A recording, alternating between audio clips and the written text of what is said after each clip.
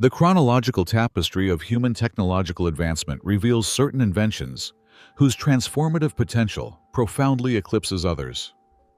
Alongside milestones such as the controlled mastery of fire or the advent of agriculture, the wheel is often lauded as a simple yet ingenious discovery. However, contemporary archaeological findings and sophisticated computer-based engineering simulations are progressively demonstrating that the wheel was not, as commonly believed, the brainchild of a single flash of insight, but rather the culmination of millennia of compulsory evolution.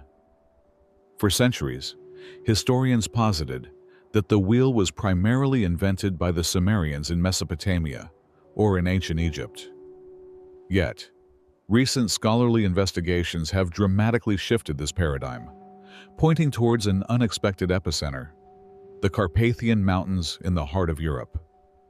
This novel perspective robustly suggests that the wheel's genesis was not conceived for rapid transportation across open plains, but rather as an indispensable tool for the laborious hauling of heavy ore within the confines of narrow, uneven mine shafts.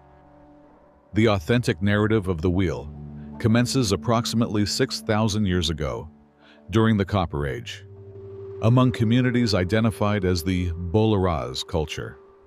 These societies were distinguished by their advanced pottery skills and, critically, by their extensive exploitation of rich copper deposits nestled within the Carpathian Mountains.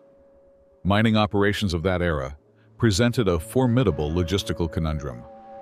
Initial attempts to transport heavy loads likely involved rudimentary rollers, essentially logs, which proved profoundly inefficient on the irregular, unpaved floors of the mines. The continuous, laborious task of repositioning a log from the rear to the front of a moving load was not only time-consuming, but physically untenable within constricted tunnels. It was at this juncture that rudimentary modifications, born out of trial and error, began to emerge.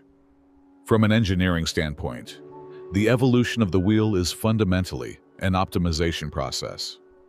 The initial step would have involved fabricating rudimentary sockets to cradle and secure the rollers to a platform. However, the sustained rotation of these rollers within their sockets invariably led to frictional wear. Recent pivotal research, notably conducted by James Cook and Richard Bulliet, postulates that this very process of abrasive wear was instrumental in the creation of the wheel itself. As the central portion of the roller gradually thinned due to incessant friction, its peripheral ends retained their original, larger diameter. This fortuitous degradation inadvertently gave rise to a nascent form of the axle and wheel system. Astute miners, observing that the thinned central section facilitated smoother passage over rocks and obstructions, thereby elevating the cart's chassis, began to deliberately sculpt this shape. Advanced computer algorithms, through iterative simulations, have conclusively demonstrated that when structural durability and kinematic efficiency are progressively optimized, a primitive roller will, ineluctably, evolve into the perfected design of a wheel and axle.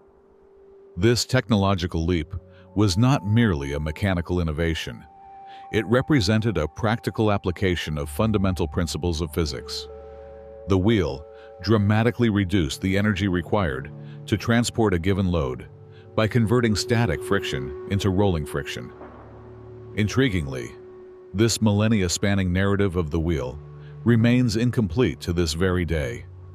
With the dawn of the Industrial Revolution, the wheel experienced a full circle return with the invention of ball bearings.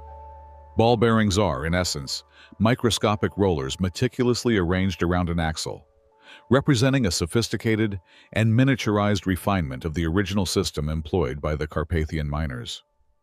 Today, this evolutionary trajectory has transcended terrestrial boundaries, extending into the realm of space technology. A significant challenge encountered by NASA during its Mars and lunar exploration missions was the catastrophic failure of conventional tires, either by rupture in the vacuum of space or by shredding due to abrasive regolith. This exigency necessitated the reinvention of the wheel with advanced materials. Modern engineers have ingeniously developed airless, puncture-proof, and self-restoring wheels utilizing shape memory alloys, SMAs, specifically nitinol, an alloy of nickel and titanium. These super-elastic tires represent the zenith of the wheel's 6,000-year journey, which originated in a rudimentary mineshaft. Scientifically, the wheel's enduring success is predicated upon the delicate equilibrium between torque and friction. A larger wheel generally requires less torque to overcome obstacles, but this advantage must be balanced against increased material weight and structural stress limitations.